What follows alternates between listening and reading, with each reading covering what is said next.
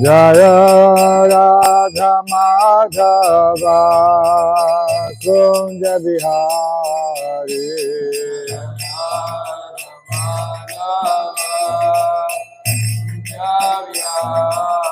Jaya Radha Madhava Kunja Bihari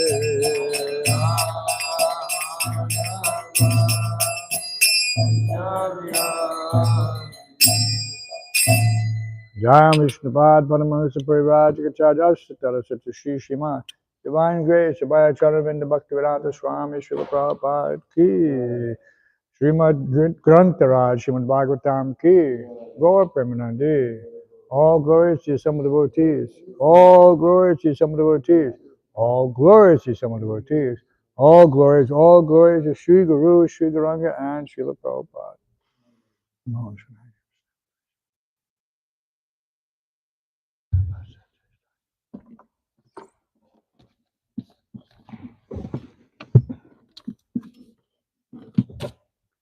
Reading from Srila Prabhupada Leela Amrita.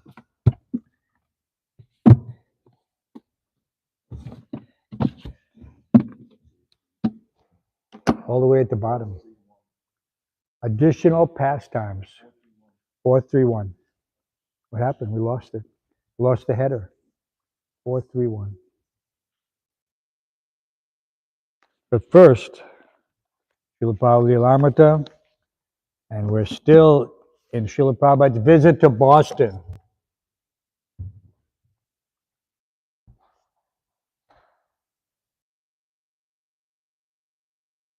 Pradyumna's service was Sanskrit. Prabhupada encouraged him to become expert so that one day he would be able to assist in the translation of Śrimad Bhāgavatam. Although to help support the temple, Pradyumna had taken a clerical job with an insurance company. When he wasn't at his job, he would usually be in the basement studying Sanskrit. A natural scholar, he began accumulating books and talking to Sanskrit students and professors at Harvard, where a prominent professor allowed him to audit one of his Sanskrit courses. Prabhupada gave Pradyumna, as his first assignment in Sanskrit, the rendering of English synonyms for the verses of Sri Brahma Samhita. He also assigned him specific books to study, and Pradyumna took to them with enthusiasm, even avoiding the chores Hamsarūpa asked him to do in the temple. Prabhupada was pleased with Pradyumna's work, and this inspired Pradyumna to work more and more. When Pradyumna sent a list of books he wanted to read to Prabhupada for his approval, Prabhupada, although interested in Pradyumna's scholarship, warned him of the dangers. Regarding the book list, Lord Gauranga by S.K. Ghosh and Veda Parichaya by Bon Maharaj are useless, and you may not get them. The other books in the Gaudiya paper are acceptable. I am glad to know that you are working hard to expand the Krishna consciousness propaganda in Boston. I may say that this practical devotion is the secret to understanding the Shastras. We could repeat that. I may say that this practical devotion is the secret to understanding the Shastras. My Guru Maharaj used to say that for one who is not engaged in devotional service, reading all the books is simply like licking the outside of the honey jar. One who thinks the book is the thing is content in this way. We shall learn the secret to open the jar and taste the honey. In this way, if we can simply understand one book, one shloka, the perfection is there. Lord Chaitanya warned about reading too many books. Although I see in America this is very popular, to get volumes and volumes of books and not understand one. Anyway, by sincerely working and by carefully executing the instructions of the spiritual master, you will be all successful by Krishna's grace. I am always praying to Krishna for your advancement in Krishna consciousness, all of you sincere souls. When Prabhupada noticed spelling errors in the Sanskrit words in Back to Godhead magazine, he asked that Pradyumna standardize the Sanskrit transliterations. Pradyumna had the aptitude, and Prabhupada hoped he would become a successful scholar. Srila Prabhupada ki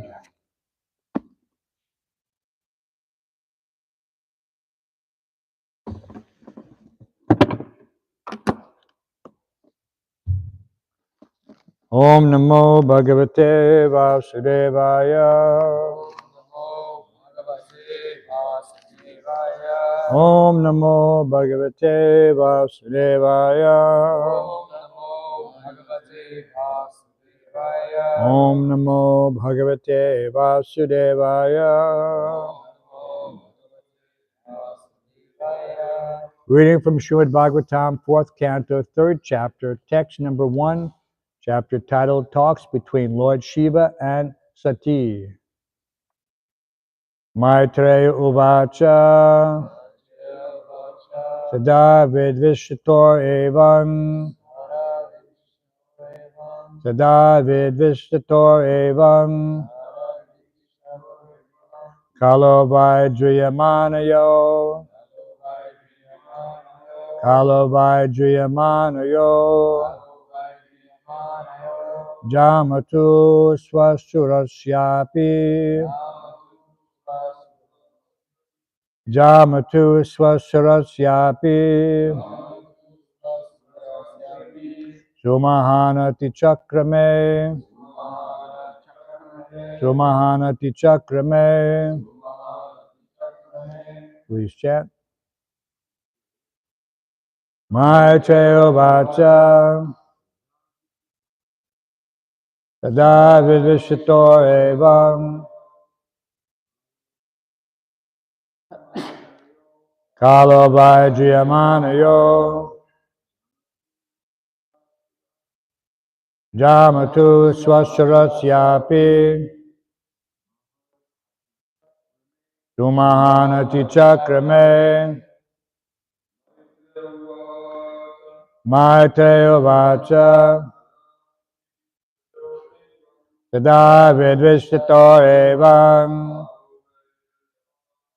Kalo Vajrayamanayo Jamatu Swasturasyapi Sumahanati Chakrame. Maitreya Vacha Tada Vidvishtator Evam Kalo Vajrayamanayo Jamatu Swasturasyapi Sumahanati Chakrame.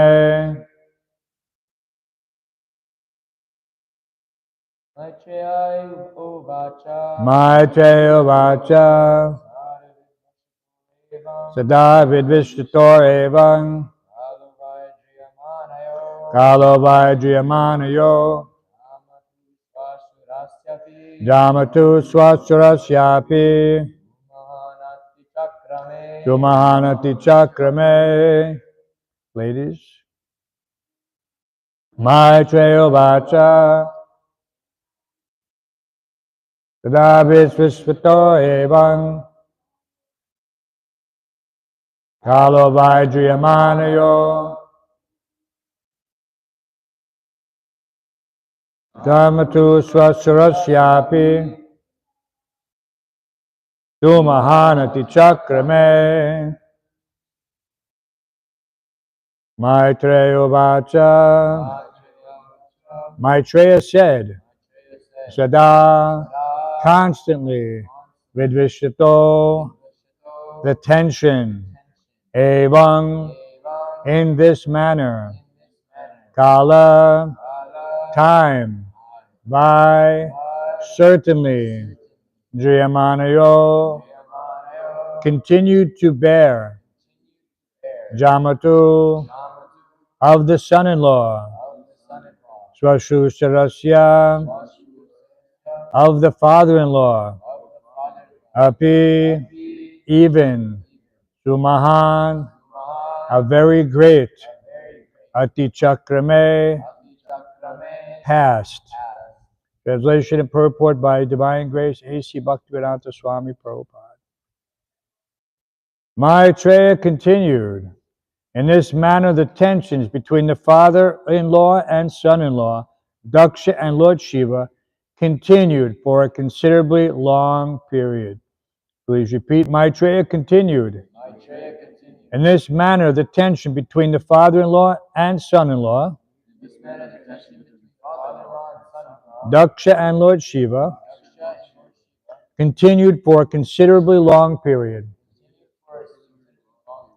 Purport. The previous chapter has already explained that Vidura questioned the sage Maitreya as to the cause of the misunderstanding between Lord Shiva and Daksha.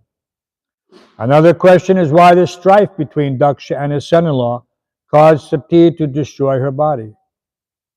The chief reason for Sati's giving up her body was that her father, Daksha, began another sacrificial performance to which Lord Shiva was not invited at all. Generally, when any sacrifice is performed, although each and every sacrifice is intended to pacify the Supreme Personality of Godhead Vishnu, all the demigods, especially Lord Brahma and Lord Shiva, and the other principal demigods such as Indra and Chandra are invited and they take part. It is said that unless all the demigods are present, no sacrifice is complete. But in a tension between the father-in-law and son-in-law, Daksha began another Jagna performance to which Lord Shiva was not invited. Daksha was the chief progenitor employed by Lord Brahma, and he was the son of Brahma, so he had a high position and was also very proud. Om Jnana Timrandasya Gananjana Salakaya Chakshuram Mritamina Tasmai Shri Gurave Namaha Mukam Karoti Vachalam Pangum Mankhai Gram Yat Kripatamaham Vande Shri Gurum Dhirataranam. There's a very interesting preamble in this first text to this sacrifice that Prajapati Daksha is proposing is like an adivas to a sacrifice which he wants to perform as soon as this one is complete. So this, and without this one, the next one becomes diminished in its result. So this, a very elaborate system. But it's interesting to note that as we just read in Srila Prabhupada's Limramrita, that the study of the books is not the all in all. That unless one puts into practice what he has read, what he has heard from the spiritual master, Guru Mukha Padma Vakya, Chite Te Kuri Aika. The spiritual master's words are what purify the consciousness and provide the fertile field for this knowledge to fructify. It's like when you plant a seed, if you plant it in barren ground, rocky, no fertility, then it's very difficult, and the possibility of something actually growing is rare. It can happen. Krishna is in charge. But one should know from his experience and association with the devotees where to apply practically what he has heard. It is not, sometimes we see that in the beginning, someone reads a little something from Bhagavad Gita or some of the books, and he immediately begins to speak without realization. Tries to convince family members, tries to convince people on the street, sometimes spending so much time. But because there's no practical realization, there's also less potency. One has to be empowered. So who gives this empowerment? Just like here, Lord Brahma, Daksha is the son of Lord Brahma, and he is specifically selected by Lord Brahma to perform this service. But somehow or other, he's deficient in his practical understanding and application of the task at hand. So there's that verse, Vasudeva Bhagavati Bhakti Yoga Prayojataha Janayat Yasubharagyam Jnanam Cha Yadahoitakam. So from this Bhakti Yoga, one automatically achieves knowledge and detachment. So these two things are essential in the practice that we're attempting in order to get a deeper understanding beyond the superficial, as it's described in the previous reading of Lilamrita, the licking of the outside of the bottle. And so even though, on these two papers that Srila Prabhupada rejected, Bon Maharaj was Prabhupada's godbrother. And Prabhupada considered him to be someone who was not worthy of respect, in the sense that in a position as a guru. We respect all Vaishnavas. But yet, in the Nectar of Instruction, we're cautioned that one should learn how to respect mentally those who are in the position. But at the same time, one should be very careful about showing this respect through action, by taking instruction. It's a very dangerous thing. And just like when you go to Radha Kund, or go to Vrindavan in general, there are so many sadhus, so many people who are wearing tilak, wearing kunti mala, and a prolific amount of tulsi beads, as if this is some badge of authority. Sometimes you'll see they wear so many tulsi beads, it becomes, you wonder how they can walk around. It becomes such a burden. But this, for those who are less, who haven't heard from our spiritual master in the proper sense, they become victimized by such persons. Because they think, oh, here is a big Vaishnava. So we should offer all mental respects to such individuals. We should not hear from them. So that the specific reference is that it is like milk touched by the lips of a serpent. Milk is pure, and when one takes it after proper preparation and offering, then he gets the full benefit of the milk. But without his knowledge that the milk is touched by the lips of a serpent, then that milk becomes contaminated. It may still look like milk, but it will have an opposite effect. So this is the key. So many people are speaking so many things, and it sounds like the Vedic philosophy, like the Gaudiya philosophy. But ultimately, what is the effect, and for what reason is it being delivered? So what is the problem with Prajapati Daksha? He is excessively proud of his position. So such persons have scholarship, and they can speak. But this speaking is not meant to deliver anyone from the clutches of birth and death. It is meant only to bring them into their circle of influence, by which they can ultimately exploit them for some ulterior purpose. So what is that? What are we saying? Nadanam najanam na sundarim kavita va jagadisha kamye mama jamani jamani ishware bhavatal bhaktir. I don't want women, I don't want wealth, I don't want any number of followers. I only want your causes, devotional service, birth after birth. So therefore, Nectar of Instruction gives us the conclusion that one should not take many followers. You should not accept. He can if he's properly situated. But one has to be able to judge. He has to be able to see things according to phalam parachiyate, by the fruit. What is the actual result? You have to judge a thing by the result. It is not difficult to go into a field and harvest a crop. One only requires a blade. They have many names for that blade: a scythe, a sickle, things like that. The difficulty is in preparing the field, All right? Turning the earth, planting the seed, and nurturing it with the proper nourishment, fertilization, water, etc. This is compared to people who go and travel in circles and they look for susceptible, naive, aspiring spiritualists.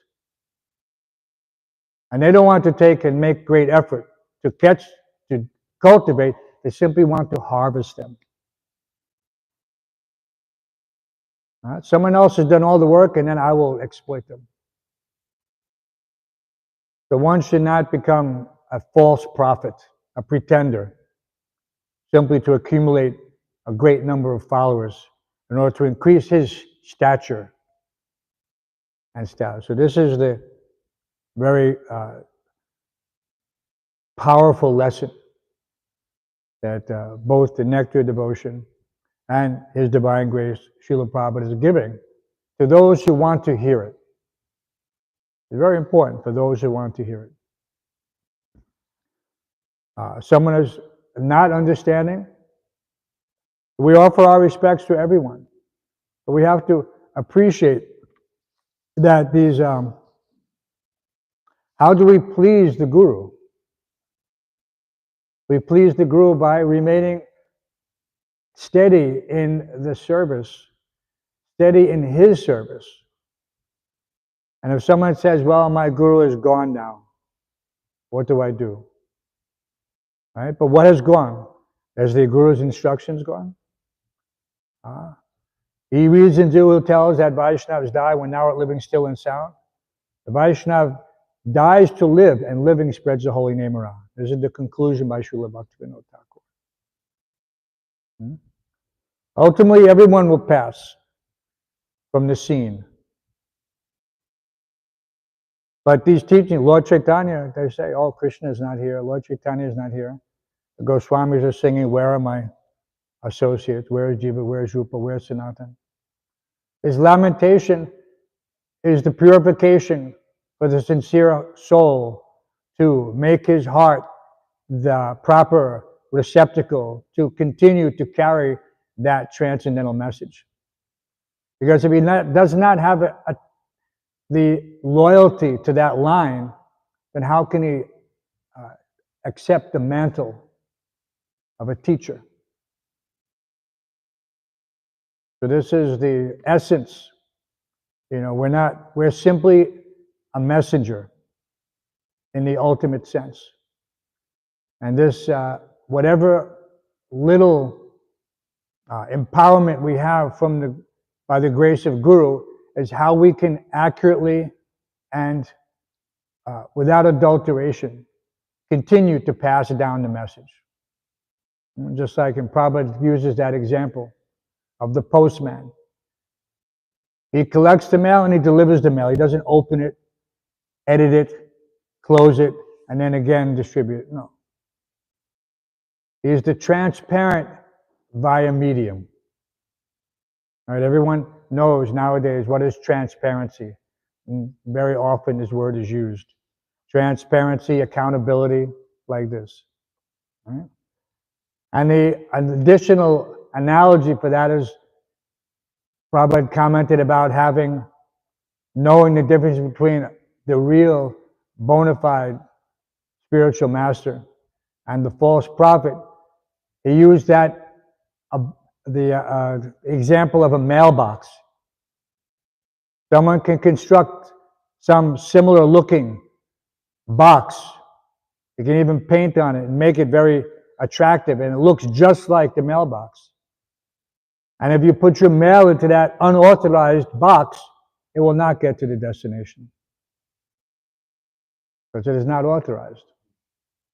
One has to know who is authorized. And so that person is authorized who is faithful to the spiritual master. This is his only qualification. That is the disciple's only qualification. His allegiance and loyalty to his spiritual master. We never saw any deviation from Srila Prabhupada's attachment, love, and dedication and determination to carry on his spiritual master's mission. He never once hinted that whatever he had came from a variety of sources. That he read so many books and then he came to this conclusion. No. He heard from his divine grace. He said, my habit was to hear always from my spiritual master. And habit is defined as second nature. Habit is second nature. He never said, no, you should read this, you should read that. But it's obvious that he probably was a scholar also. He knew everything there was to know in order to save us the trouble of having to go through so many different, whatever you want to call, treatises on Chaitanya Mahaprabhu or others, Bhāgavatam. So if we appreciate that, what Prabhupada has given us, and what his sincere followers are continuing to provide to us, then we will make rapid spiritual advancement. But if we think that by my own scholarship, I will go through all of these books, then this is one of the traps of Maya, to think that somehow or other my intelligence, which has failed me up to this point, which has fooled me and cheated me for millions of births, will somehow this time allow me to understand and distill the essence of these multifarious, variegated commentaries. No. You will be fooled again. Because that is the nature of Maya, because you do not appreciate how she can decorate these, just like sometimes we see there's so many sources of mundane news. Difficult to know who is giving accurate information. They have big attempts to try to quash so-called disinformation and misinformation. But sometimes the persons who are doing that are doing it for selfish because they want to substitute their disinformation and their misinformation. And there's no authority. You know, the so-called agencies supposed to govern these things. They have no, they themselves are also corrupt because they are imperfect.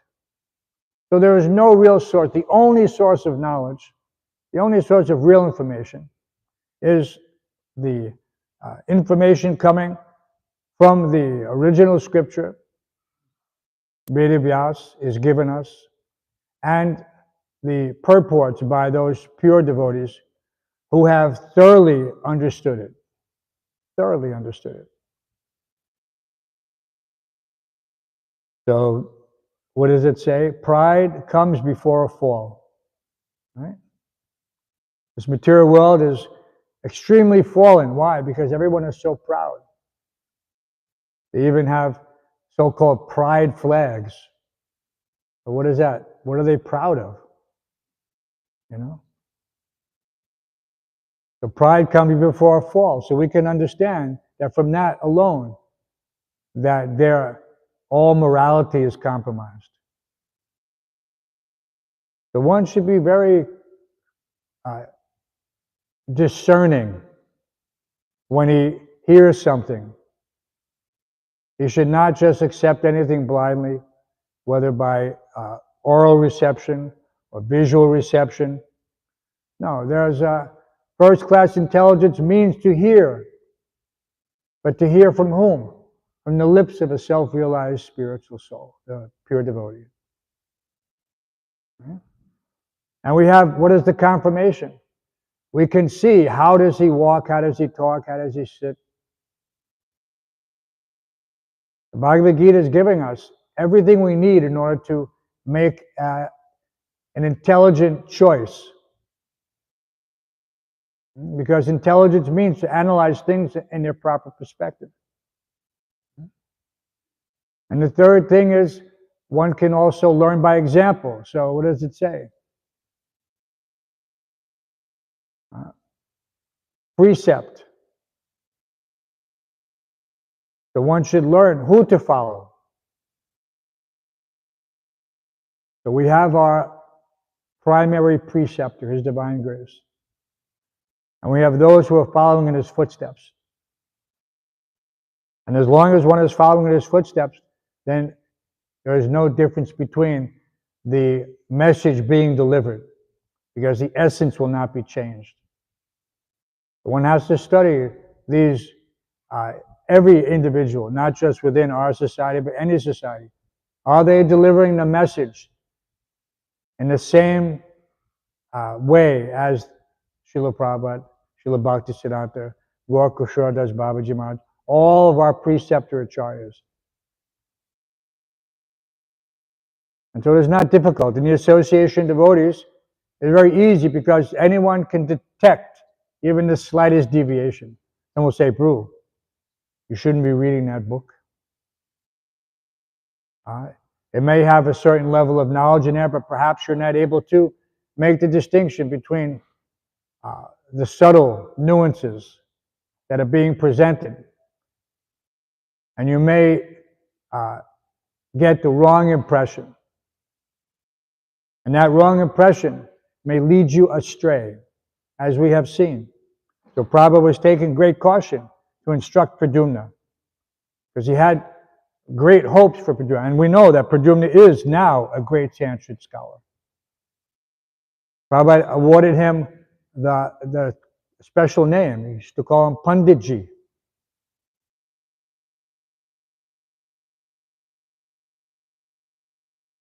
So there was Prabhupada never gave that title to any other person, really. He gave one person the name Shastriji, but never Panditji. As a Pandit means one who has actually realized the purport of the Vedas. Pandita Samadarshana. He sees everything through the eyes of Scripture, and his conclusion is completely in line with what the Scripture is expressing. There can't be any deviation.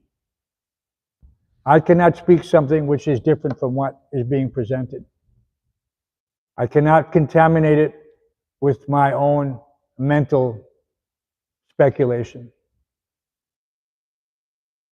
But people pride themselves on their scholarship, and they want to embellish or enhance in the name of presenting something more palatable. But that means that I think that somehow or other I have not, that there's something else that needs to be explained. So it's a great danger. Anyway, we don't want to go too much into this particular topic, but we have everything we need in Prabhupada's books. There's if one is actually, and Prabhupada always, he would say to those who were seeking some other version of the Scripture, he would say, have you read all of my books? Very simple question. Have you read all of my books? And 99% of the time the answer was no. And besides having read all of Prabhupada's books, have you heard all of Srila Prabhupada's lectures? Have you heard all of his conversations? Have you heard all of his morning walks? We're listening to the Nectar morning walks in Los Angeles in 1973, from which the book Life Comes from Life ultimately was distilled from those conversations. There's so much information by hearing this. Hearing from the lips of the pure devotee is like constantly filling the mind with purification and pushing out the contamination from millions of births. From millions of births. We don't have to go through the neti process of elimination. We are saved from that. Millions of births were spent futilely searching for the absolute truth. But now that we've come here, there was a conversation, there's one memory, one devotee asked Srila Prabhupada about his disciples going back home, back to Godhead. And Prabhupada said it can take up to 3 births. Up to 3 births. If one is not fixed. So now, we all know that verse, Nihapi Krama now Sasti, no loss or diminution and a little advancement. So whatever advancement we have, the time of death, if somehow or other we end up in the body of a demigod or enjoying on some heavenly planet someplace, eventually we have to come back. The other thing he mentioned there, that he indicated that in all of these bodies, in all of these planets, the human form of life is the highest, not the demigod. Human form of life on this earthly plane is the highest form of life. Because to go back home, back to Godhead from this level is much easier. The opportunity are many more to engage in service, to achieve the goal of human life, to appreciate where we have been without the distraction of opulence. You know, just like we see rich men, they have a tendency to forget, you know, what it means to struggle, be poor, and they ignore that this can happen again to me. Sometimes they learn a very difficult lesson. We should not be like that it takes 3 births. And Prabhupada mentioned that because, what did he say after that? He said, but don't make me come back.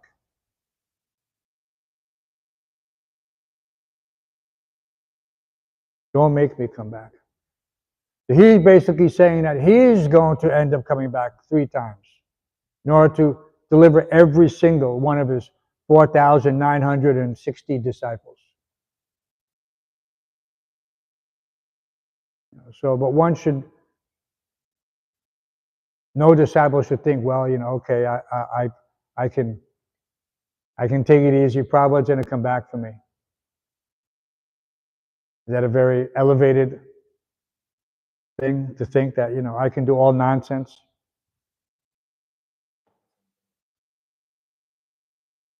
Yes. So very, very clear. Nam nam balad yashihi papa buddhi is the greatest offense. Committing sins on the strength of chanting the holy name. Even in a subtle way, I don't think, I'm chanting, I'm just not chanting with the intensity and the determination and the dedication that's required in order to achieve the desired success. I still maintain some material attachment. So we just have to read carefully. We don't have to worry about reading between the lines. So many people are preoccupied. Well, what does this really mean? You know, Prabhupada is making it as clear as possible. He couldn't make it clearer because he knows the specific quality of the spiritual master is that he knows exactly how to speak according to the time and circumstances in order to deliver the living entity, specifically his disciple, from the cycle of birth and death. That is the spiritual master's specific expertise that Krishna has granted him. That he can do this. He knows everyone's heart. And in this way, and we saw from our experience, from everyone that I've ever spoken to, in Srila Prabhupada's association, all had the same experience. Prabhupada spoke directly to them and addressed and clarified and convinced so that there was no doubt. And so the spiritual master is also removing the doubt. He can answer all of our questions.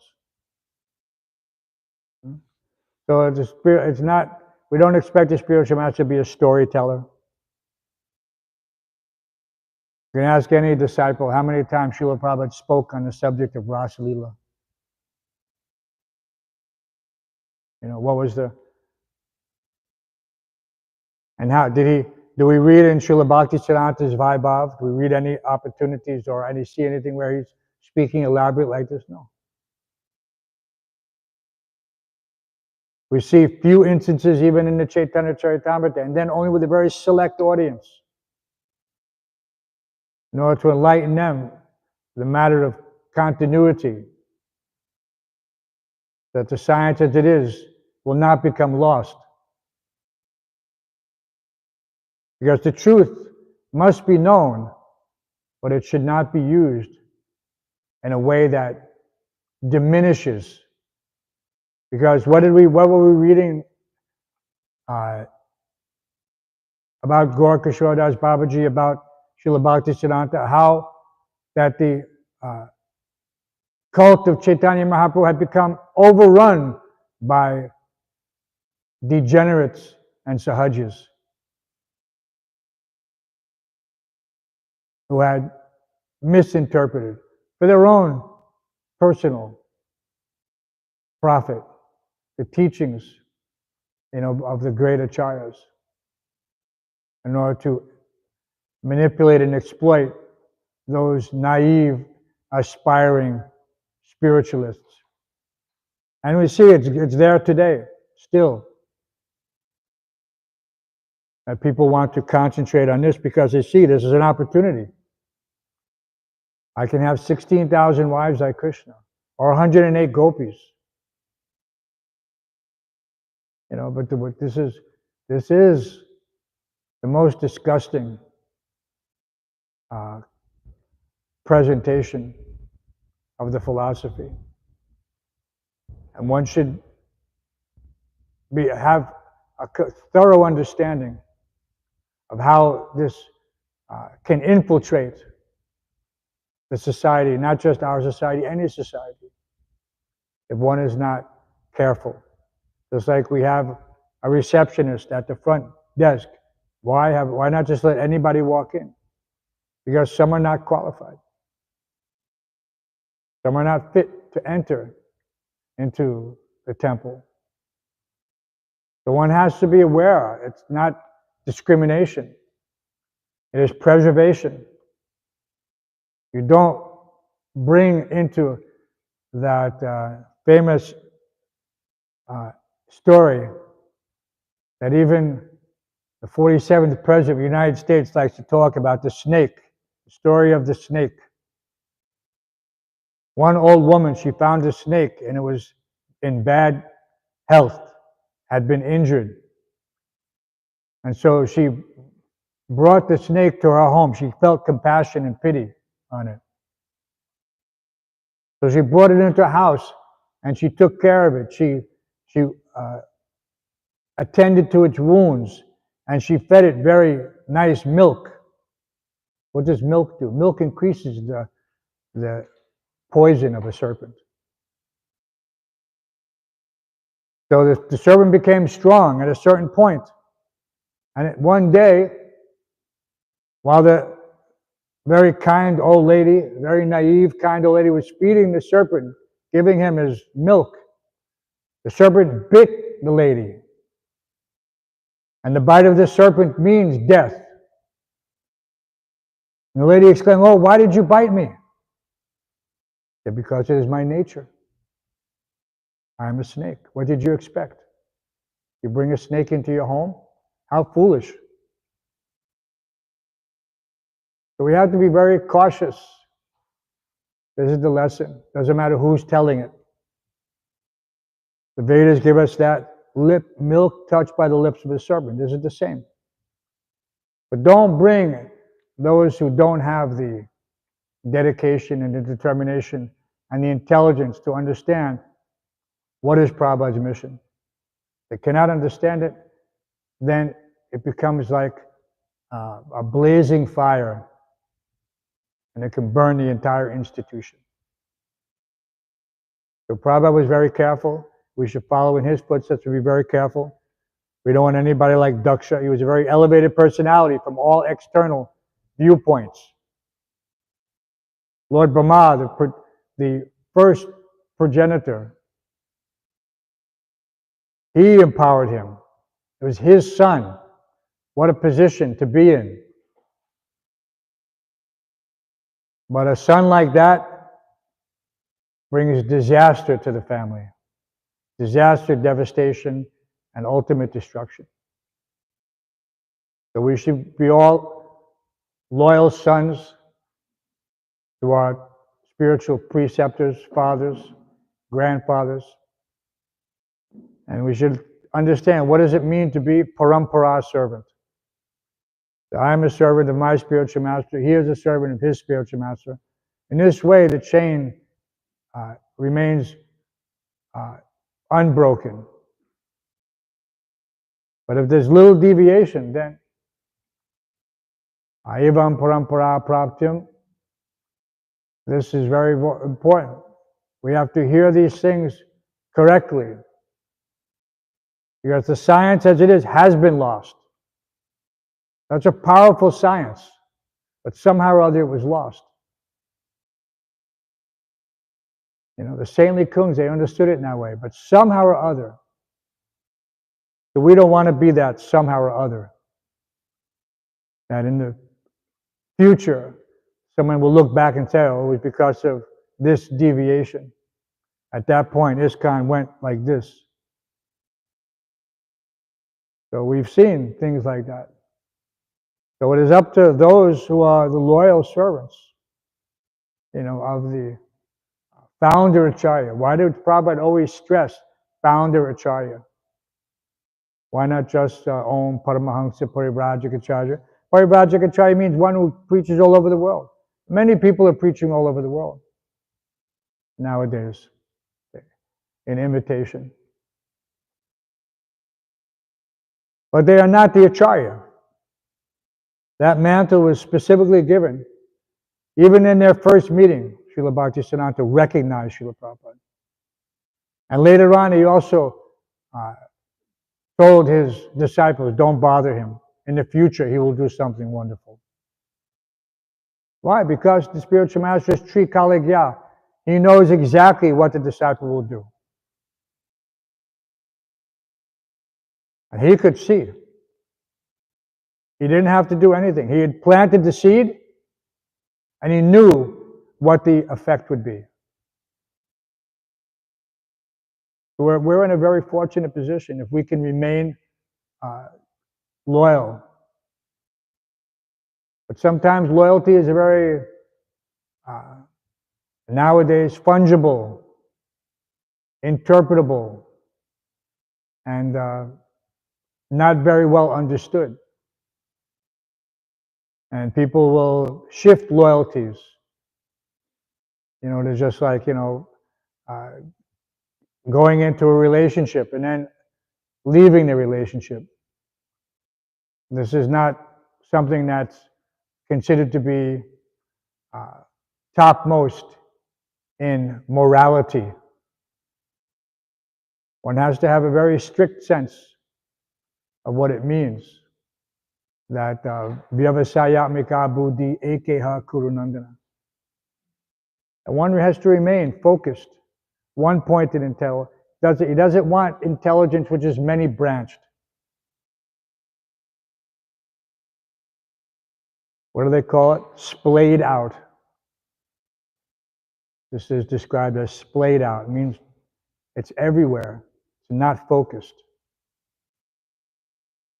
So I hope that by Krishna's grace, we have an upcoming reunion in Vrindavan, Ram Navami 2025, 50-year anniversary of the opening of the Krishna Balaram Mandir. 50 years. So it is an opportunity to see old friends, to meet those who have remained loyal to take stock of where we are, in our relationship with our founder Acharya. What are we doing for him? What do we continue to do for him? Rededicate ourselves. It is not just simply like some, we've all had high school. I went to my high school reunion. There's nothing, I think people go there just to see, what happened to these people after 40, 50 years. It's quite sad in most circumstances to see that, everyone was young at one point, everyone was fun-loving, adventurous, and then everyone becomes mired in the material quagmire. That's what mired means. Quagmire is quicksand. You get in and you can't get out. That's a quagmire. You get in and you can't get out. It pulls you in and drags you under. And then what's the escape? In the Varnashram system, there is an escape. Yes, you take Vanaprastha. Is it bona fide? Nobody could say, no, Prabhu, you can't do that. What do you mean? We're simply progressing according to the injunctions, not doing anything, no deviation. Everyone benefits. One's immediate family benefits. The society benefits. Everybody benefits. And ultimately, of course, the individual benefits. Because he has that, now he can be free from the quagmire, the griyam andakupam, the blind, dark well. And so this is, and it must be done. It is not an option. If one does not accept these stations in life, then he will not get the desired result. It's as simple as that. It's just like you go to school and you go to the last semester and then you drop out. What happens? You don't get that diploma. You've gone to school for 4 years, 8 years, as many years as it is. And all that time becomes shrama eva hi kevalam, a useless waste of time. He doesn't get the desired result. So what intelligent person will abandon his studies at the last semester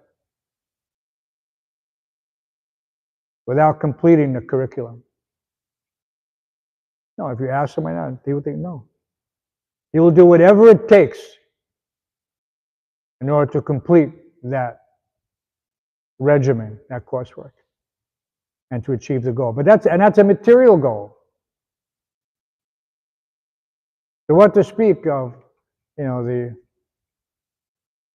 those of us neophytes who are attempting to make headway on the path of spiritual life, or as Prabhupada called it, the path to perfection.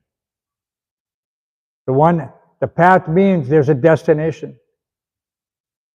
That destination has to be clear. Sometimes it takes a while to visualize that destination.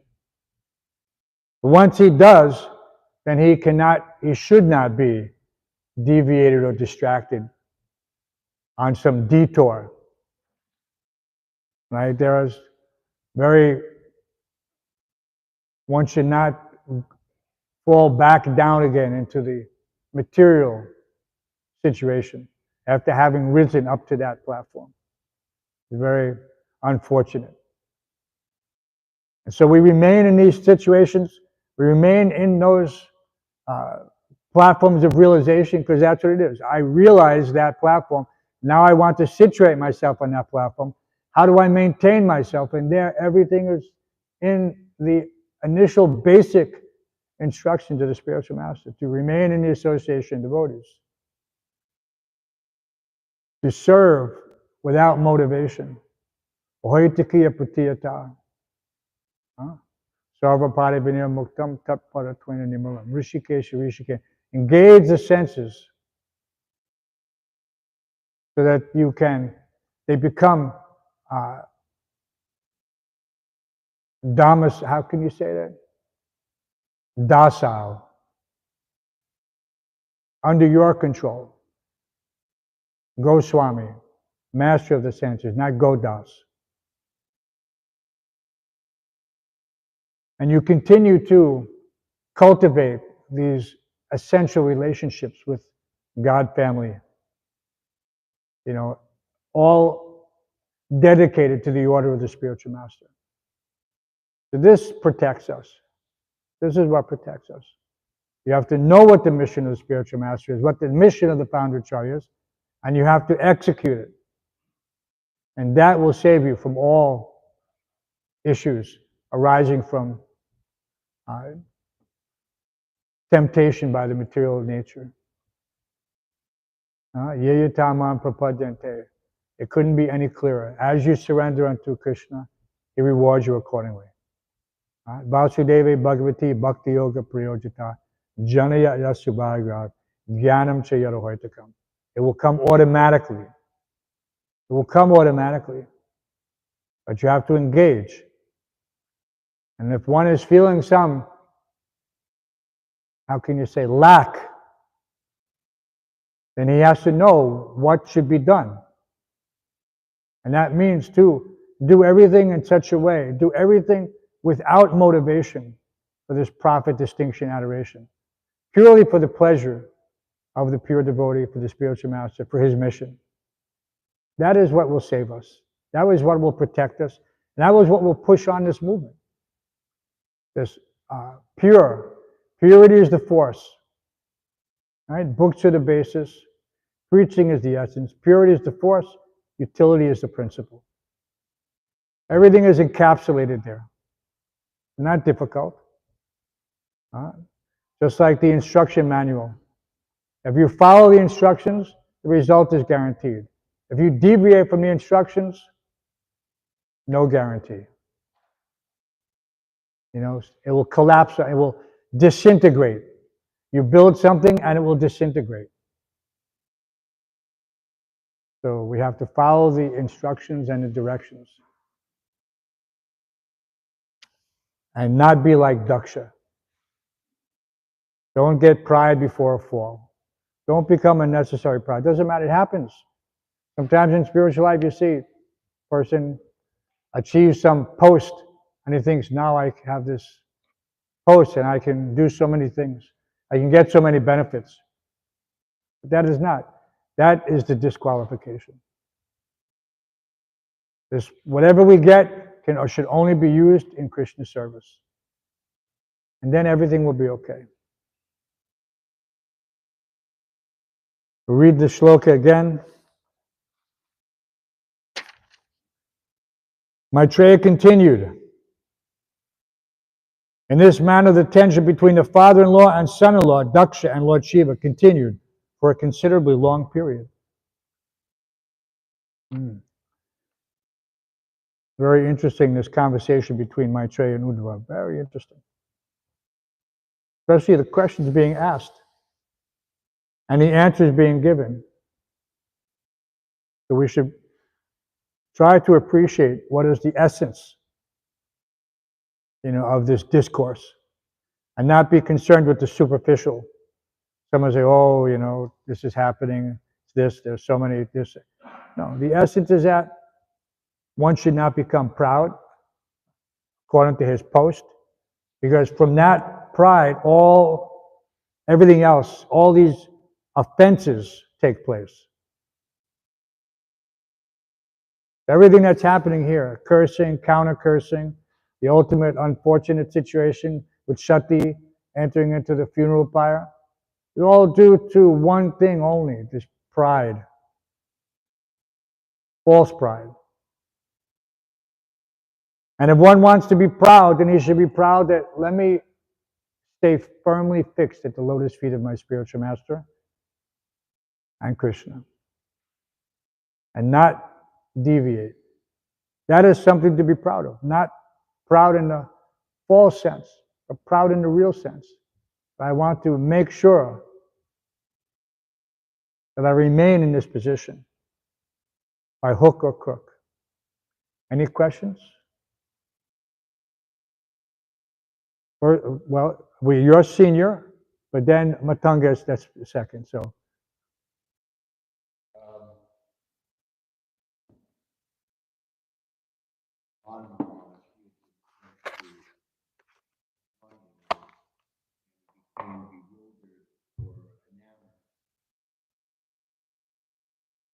it might be no. It has to be this.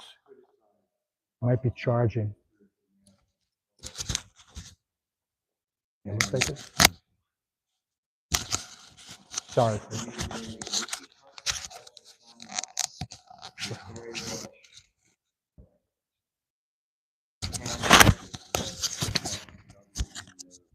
Presenting his. There's even an idea that he co-wrote the Brahma Samhita. Anyway, so he severely chastised this Ban Maharaj. You know, you've not learned anything because you dare criticize our spiritual master. And later, at the time of Srila Bhaktisiddhanta Saraswati's disappearance, he rebuked and forbade Ban Maharaj to come into his presence. And what we're reading here, Visit to Boston, it's May 1968. Be interesting to see the chronology because Prabhupada sent one of his disciples, Rishikeshananda, to India because he was avoiding the draft in Vietnam, the main reason. And Ban Maharaj reinitiated this Rishikeshananda, and Prabhupada took this as a great offense. That's some. We see in this verse and purport particularly, that the sacrifice is performed for Lord Vishnu for his satisfaction, and he, Lord Vishnu, is satisfied when all the demigods and all the sages and devotees are satisfied as well or properly regarded. So sometimes we see in our movement that in the name of going forward,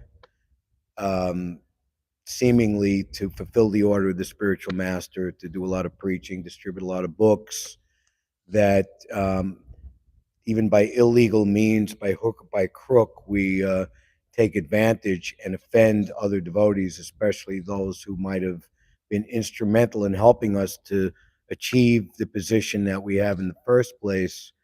And it creates a situation like it's described here where there's tension for a considerably long period of time, but hiding behind the idea that we're successful, we're doing all of these things. And so right makes right and the ends justifies the means is the philosophy. Could you say something about that? Please.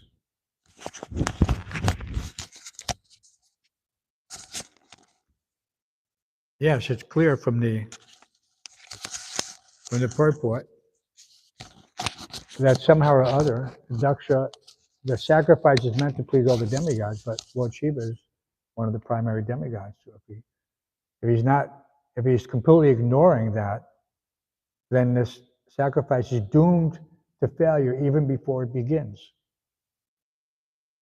So such situations that have similarities, they may, on the appearance, on the superficial side, appear to be successful. But how can it be successful if in the course of this sacrifice, some offenses were committed? So these things are like seeds, and they lie apparently dormant, but at a certain point they will fructify, and one will have to suffer a reaction. There's no doubt. We've seen this many times, like the situation with Rishikesh, and then reinitiated by Prabhupada's godbrother. So this is what we mentioned earlier. It's very easy to harvest, that which has been nourished by others without having to make the endeavor in order to cultivate and nurture. So this is someone who goes into your field and does that is considered to be a thief. He's stealing what you worked hard for. So this analogy has different interpretations, but the bottom line is it would be not require any interpretation if everyone was loyal. That's a very easy solution. And loyalty is not difficult. There may be so many disturbances, so-called disturbances, but that disturbance is not between myself and my spiritual master. You know, and we see that sometimes these things in family members, they arise, some tension, right? But if one is confident in his relationship, then there's no disturbance. Those things are considered to be minor or a distraction. But it takes strength. It takes focus, because it's very easy to, like I said, just go with that flow, because so many others are doing the same. But that's not the true test of someone who is loyal. You know, by loyalty, it means that through every challenge and every, what is that? Apatsu jatu.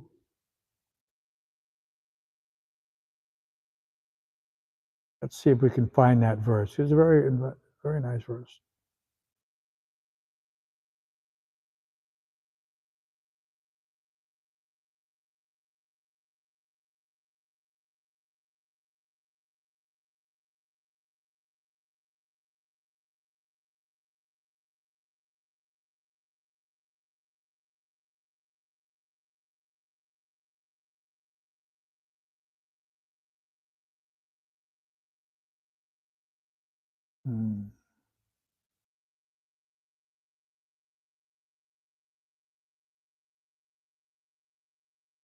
Can't see it from here. But it's in the Hitopanishad. It says that friends are tested their loyalty in certain circumstances. If one finds oneself in poverty, but especially like that in certain, so that's where loyalty is tested. So there will always be tests. I'll post that particular shloka from the Hitopanishad when I find it later. And if one does not understand what it means to be a friend, then he will never experience that relationship to its fullest extent. There will always be something missing, and that missing thing can tear the relationship apart because the bond is not there. The loyalty is the bond. So, loyalty is the bond.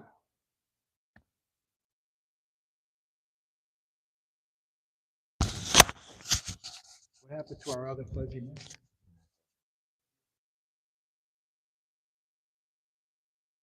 Maybe somebody took a snack, was hungry.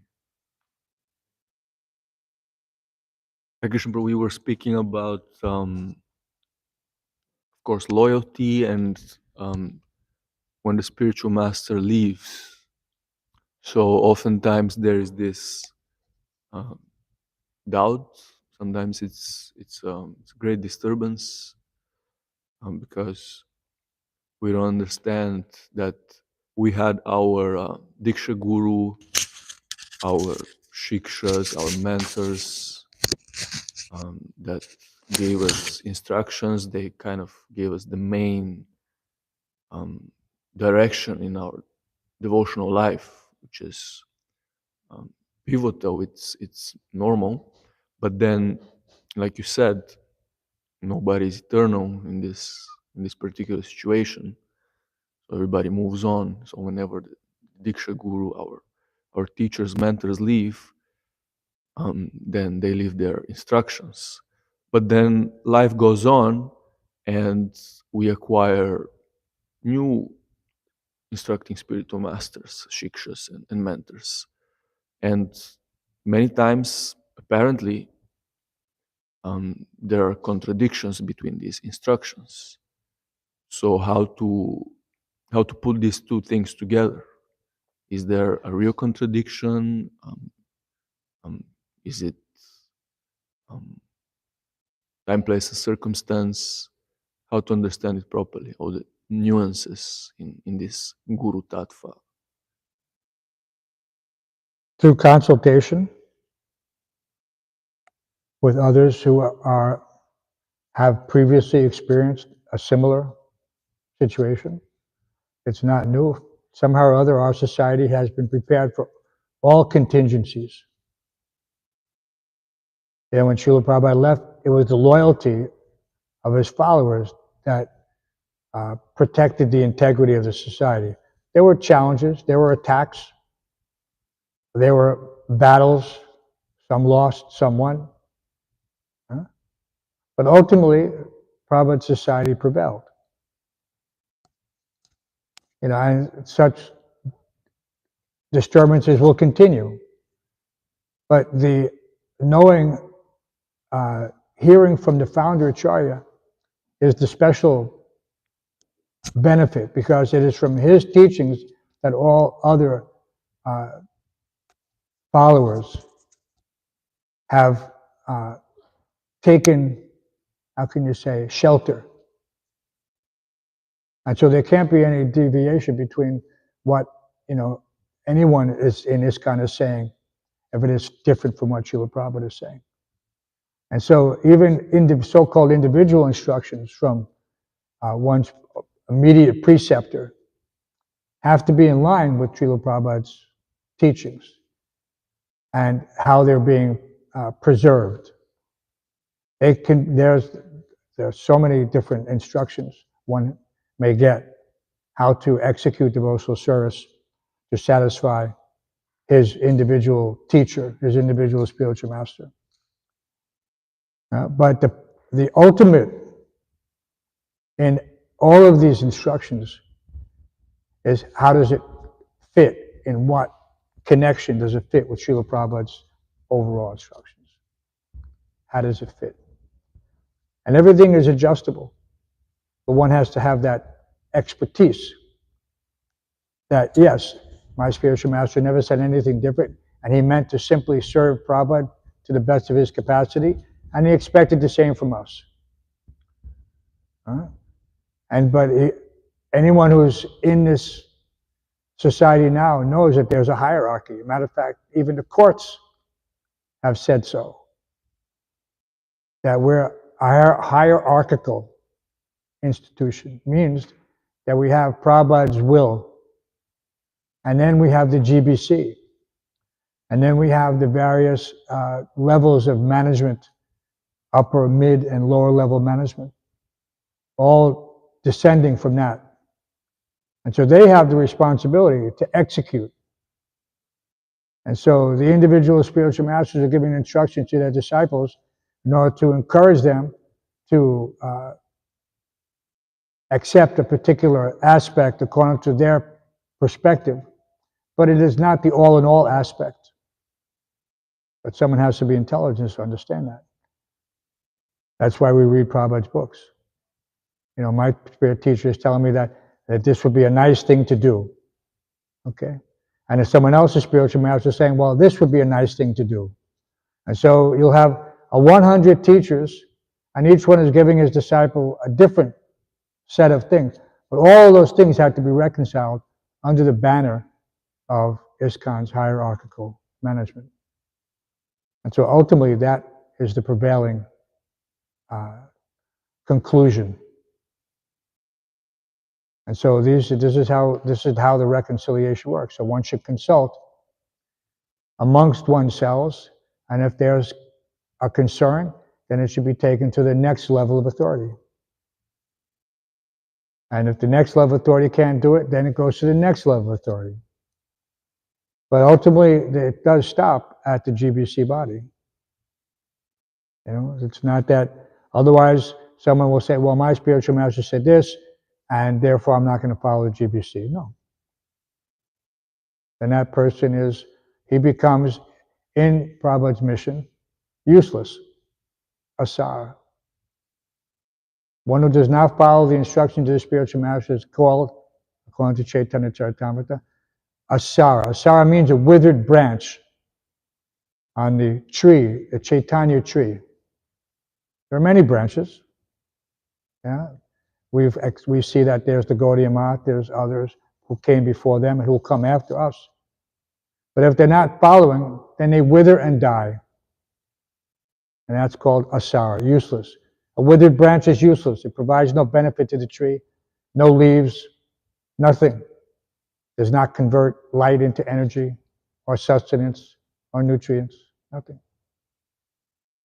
But it looks like a branch. Sometimes you see people decorate things with dead branches, but there's no benefit. So we have to be careful, we have to be intelligent. We have to listen to Prabhupada. Remember, we discussed it the other day in a class, that there's, and Gopal Krishna, my dear godbrother, who recently passed away, he's very famous for saying, I instruct all of my disciples to listen to Srila Prabhupada 99% of the time, and to listen to me 1% of the time. So what does that mean? That means Prabhupada is, in all circumstances, superior to anything that I have to say. But if people do make mistakes, they say, no, my Guru Maharaj said this. But somehow or other, it doesn't line up with what Prabhupada said. Not a good place to be. So these are all details, but it happens to come up in this situation because we see that Daksha was not an ordinary person. He had to know and have been instructed. And he's here trying to please the demigods. But because he's making an offense, it's all going to be, in the end, what happens? He loses his head.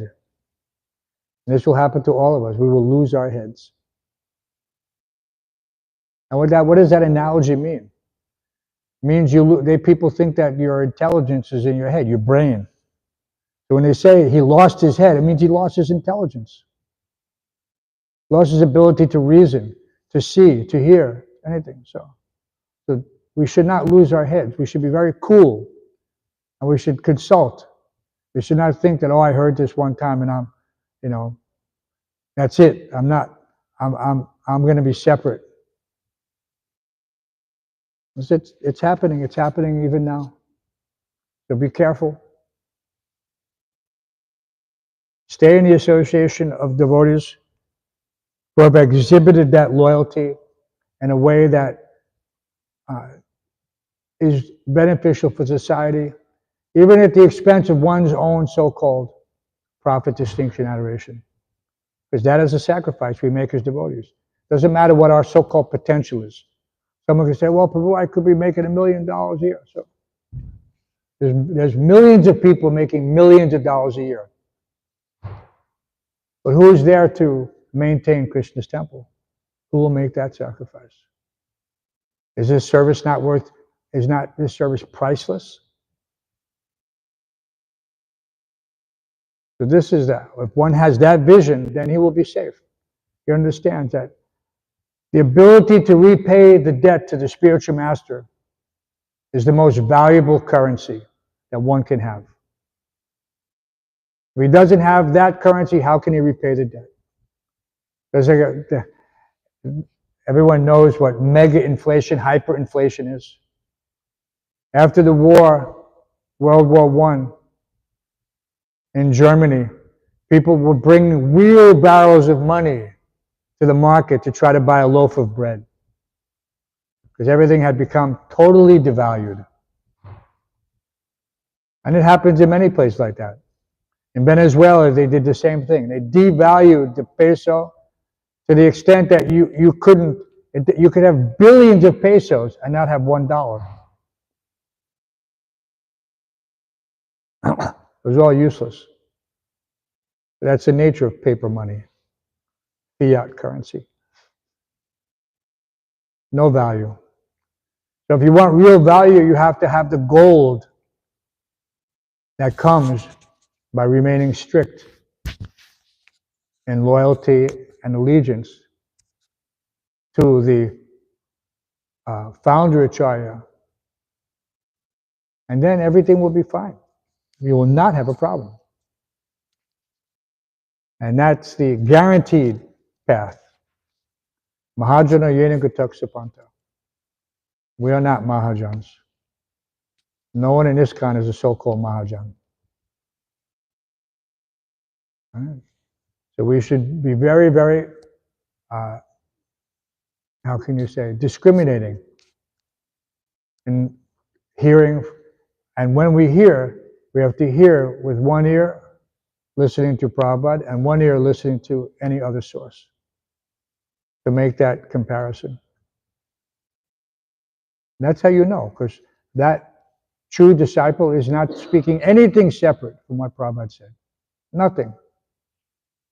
And if he's applying or trying to implement something that he thinks is correct, but it goes against all of his other God brothers or the GBC, then it is not correct. Doesn't matter how correct he thinks it is. It is not correct. So that's the purport. Daksha can't please the GBC.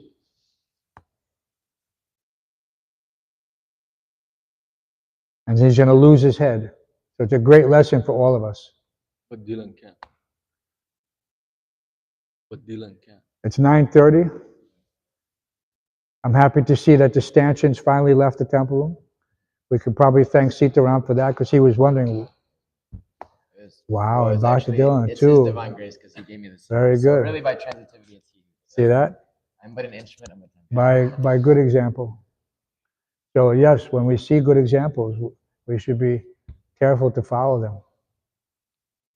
Grantaraj Śrimad Bhāgavatam ki, Sri Shivada Govindadev ki, His Divine Grace, Srila Prabhupada Pandit Chai Viskan ki, Gaur Premanandi.